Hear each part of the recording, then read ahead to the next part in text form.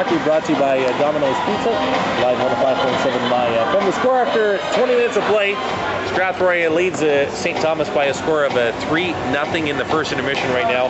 Joined by Strathroy Rocket General Manager Dan Gibson. Tomorrow is the trade deadline for the Greater Ontario Junior Hockey League. Before we talk about the trade deadline and whatever you can tell us on the record, talk to us about the first half and your thoughts on the first half this year. Well, obviously the first half we had a little bit of a struggle with our consistency.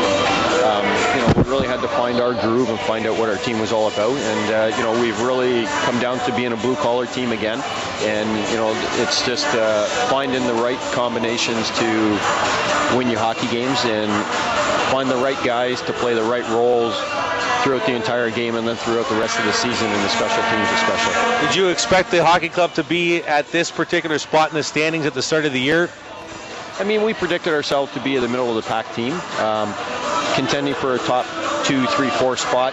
We weren't 100% sure if we were at that point yet, but the coaches have done a great job with the kids that we brought in, and obviously the kids are buying into their system. So we're pretty happy with it, and I think it's pretty much where we expected to see ourselves. For those of our listeners and viewers on YouTube who don't know much of your resume, how long have you been a general manager of a hockey team or in that role in hockey?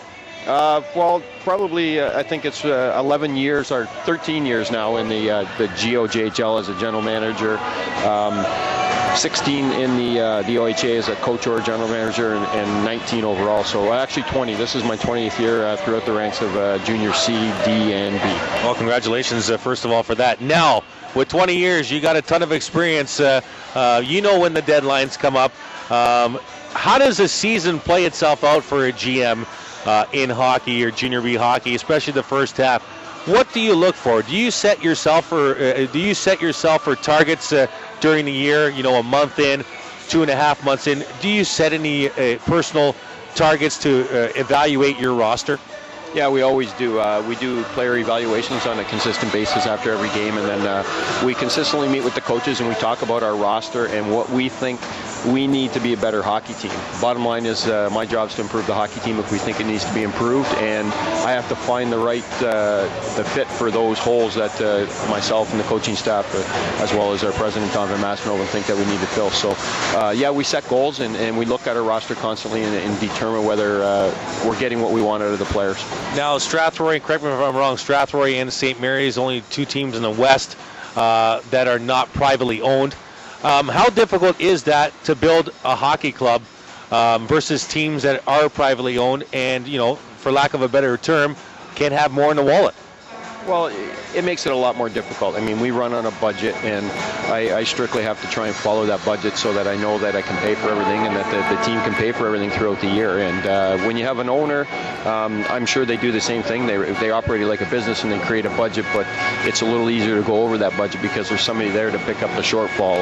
That's where a community-owned team, we don't have anybody to pick up the shortfall if we decide that we want to go out and pay a higher dollar for a player. And you know what? And sometimes it's better off being in the situation we're in because it forces us to do our homework a little earlier, as well as make sure that we have the right fit right from the start, as opposed to just going out and trying to purchase. I'll put you on the spot here.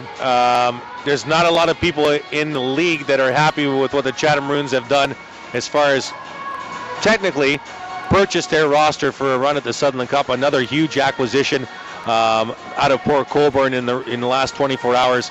Is there concern around the league with that kind of being the way things are going to go in future years? Well, everybody has the right to build their hockey team the way that they see fit. I mean, if a team wants to purchase theirs, that's their choice. But what it does is it drives the prices up, obviously. There's some pretty high dollar numbers that are being thrown around. I can't confirm any of the dollar numbers, but they're, obviously rumors out there start for a reason because somebody said a dollar figure. Right. And it does make it extremely difficult for teams that try to operate on, decent sized budgets to compete. And, it drives the prices up, and realistically, are we paying too much for kids? Because realistically, if you look at it, that's what it is. These are kids that were moving around our league, and, you don't want to ruin anybody's career or build anybody's career based on a dollar figure that we think is fair or unfair. Let's go inside the Rockets war room before we let you go. Trade deadline tomorrow. Is there anything official that you can tell us? No, we've not made any transactions.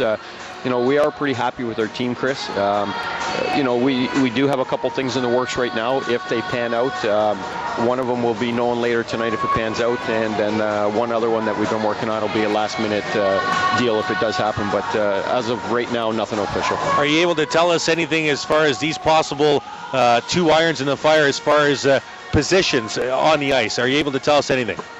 I'd rather not get into those details, but like we said before, it's whatever we can do to improve our hockey club. That's what we're going to do. I love it, getting down and talking with you before trade deadline. You tell us what you can, and then that's all you can tell us, which is obviously the way it goes. But we appreciate your candidness, and good luck the rest of the way this year. Great, thanks a lot, Chris, and thanks to all our great fans out there, and look forward to having you around for the rest of the future here. General Manager of the Strathroy Rockets, Dan Gibson, coming up. Our period summary, out-of-town scoreboard, Rockets hockey on 105.7 myFM. That's awesome, Jimmy.